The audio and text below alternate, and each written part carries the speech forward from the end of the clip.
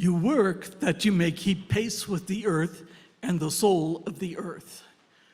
For to be idle is to become a stranger unto the seasons, and to step out of life's procession that marches in majesty and proud submission towards the infinite. When you work, you are a flute through whose heart the whispering of the hours turns to music. Which of you would be a reed, dumb and silent, when all else sings together in unison? Always you have been told that work is a curse and labor a misfortune.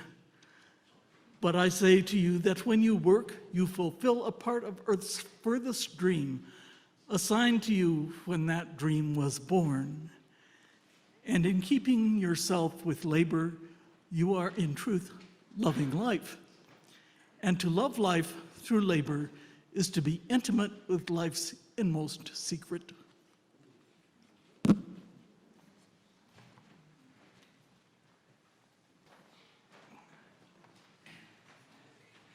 So not all work counts as labor as we mean it on Labor Day. Labor is work that we do for money, that the benefit of the work goes to somebody else. And my story about when I was in the labor force comes from the 1980s. I worked at Ampex, which was a large manufacturing plant that built tape recorders that recorded the TV shows, because this was before DVDs came out, and that was the way all of television was recorded and broadcast, was from magnetic tape. I worked at Ampex as an electronics technician, and I was one of two in a section of the factory that had 20 technicians. So I was one of 10 technicians that was a woman. What made that work fulfilling for me? Partly because I was a woman in a job that was traditionally a man's job, and I was opening the market to women. And I took some pride in being part of my country's industry, that, you know, I was helping the economy. And one of the things that I enjoyed about the work, which didn't benefit the company much, was that we had a test procedure that we did. So the same steps, all the techs did the same steps in the same order mostly. And that got to be so repetitious that I could do it in my sleep. I still do it in my sleep sometimes. But, you know, repetition makes it efficient, but it's boring for the person doing the work. So the part I enjoyed that wasn't necessarily good for the factory was that I got to solve what was wrong with whatever didn't work. And I, you know, could do that in whatever way I saw fit. And it was just the results that mattered, and I had the autonomy to do that. So that's what made it fulfilling and something I could take pride in. What would have made it better is if we had better family supports. If we had childcare, maybe childcare on site. If we had universal pre-K. If we had parental leave instead of maternity leave, and it was longer than 6 weeks. I had both my children while I was working at Ampex, and I got 6 weeks. And that's my 5 minutes worth.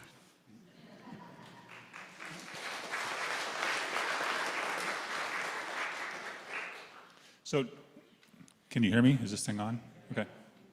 I'm a psychologist, and I'm going to stay seated because that's what psychologists do. So I've been working in various mental health settings for the last 30 plus years, and you would think being a mental health industry, places of employment would be kind of savvy to the things that make people happy. That is not the case at all. Mental health settings are some of the worst, actually. And I'm painfully aware of the privilege that comes along with doing this kind of work. In fact, for a while, had to do a lot of searching about whether I wanted to stay in the field or not after learning or realizing that psychology as a field was responsible for lots of oppression and lots of systemic injustices that are still going on today. But one place that I recently worked at, I got tagged as a rabble-rouser early on for wanting to do something radical, like starting a recycling program. And from there, all of the suggestions and concerns and alternatives that I ever proposed, which I did very kindly, were funneled into this picture of me being like a curmudgeon, which was strange. And over time, I learned to simply keep my head down, keep to myself, and just see clients, which was rewarding in itself, but I wasn't really part of a team. Oh, and of course, to take long walks through Palmer Park whenever I could, which was wonderful. On a more nuts and bolts level, at that same facility, there was this kind of arcane calculus for arriving at how much time you could take off, which wasn't very generous at all. It was pretty stingy, and insurance coverage was incredibly expensive. Contrast that with my current job, where there's already a robust recycling program. Innovation is encouraged, creativity allowed to flourish, and autonomy the expectation. Now, of course, there are problems, but there are problems everywhere. But there I feel valued for my clinical experience and perspective. Yeah, I'm kind of odd, but they're okay with that. They accept that. I still take long walks when possible, though often those are with coworkers instead of on my own. Such activities are part of the process, since health and well-being are priorities for everyone there. I accrue generous time off, and health insurance is relatively affordable. So when we were first talking about this, we were kind of thinking about how we would want things to be regulated more, given our experiences.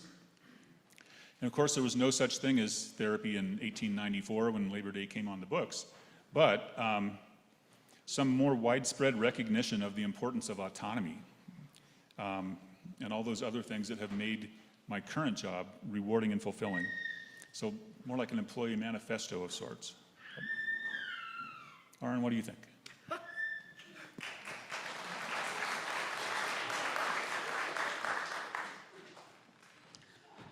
Not a psychologist.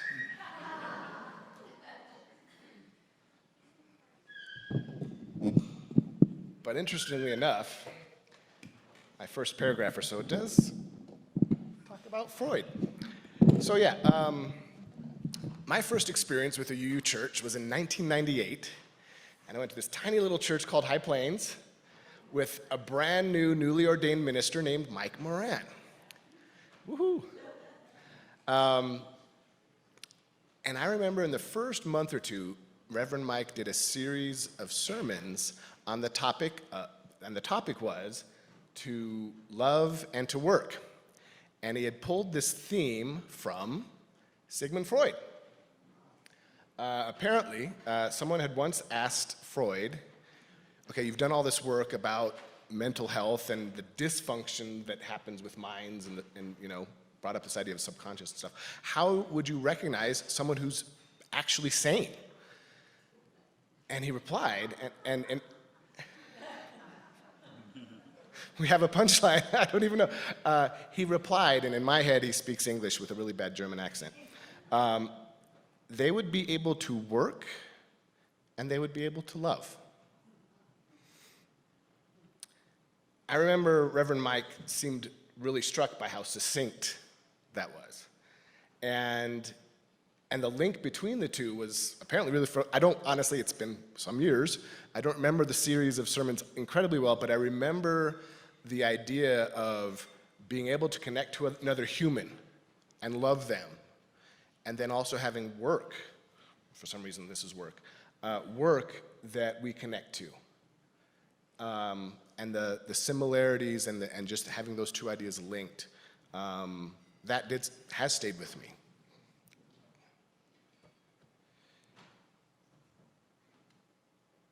And a lot of what Freud said, he didn't do much empirical research, so I'm pretty sure in Justin's field, a lot of it's kind of been set aside.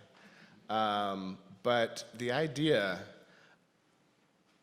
able to work, able to love, I really like that. Later on, I did get exposed to some ideas that were based on research about work. I don't remember the source, but what I do remember is they found that most of us humans fit into two big general categories. The first, they came up with a style that they called steadfast tenacity, and then they lumped those two words together and it became stenacity, which I actually kind of like that word. But the folks that exhibit a stenacity style of work are people that I personally admire and go, wow, you're really cool. I've seen their power, and when I was in the Air Force especially, and in civilian business, these are the people that see the work that's to be done, they hear the call of the work, and they do it with steadfast tenacity. The work gets done. It gets done well, gets done surprisingly quickly, and reliably high-quality work is produced with steadfast tenacity. And then there's another category. People who are more prone to largely relying on inspiration, and while waiting for inspiration tend to find procrastination. People that might be so staggered by the size of the whole elephant that sometimes we forget to take the first bite. But when inspiration is found, and for as long as it lasts, work can be a blazing, beautiful thing.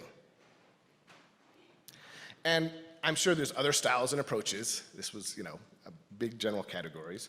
I'm sure in this building, I'm sure online, we all relate to one or both of those categories, and maybe we're feeling some disagreement. We are UUs, so it's entirely possible everybody sitting here is going, no. I'm my own unique niche. You don't know me. But a few weeks ago, when Reverend Ron was getting to know us, he asked, what are we seeking here at All Souls UU Church? And there were a few recurring themes, but the ones that seemed biggest in my recollection was community and connection. And when it comes back to me, this is my personal subjective experience of myself and of work, and I hope maybe you hear an echo of this in yourself. I crave connection. I want to connect to myself, I want to connect to others, and I want work that I connect to. If I can connect to the work, drudgery isn't there. I'm also aware that this is kind of a privileged position to be able to be in and kind of have this armchair philosophical discussion of work. And so, with that knowledge, when it comes to drudgery and work and regulation, maybe I need to listen more and focus on my own thoughts less.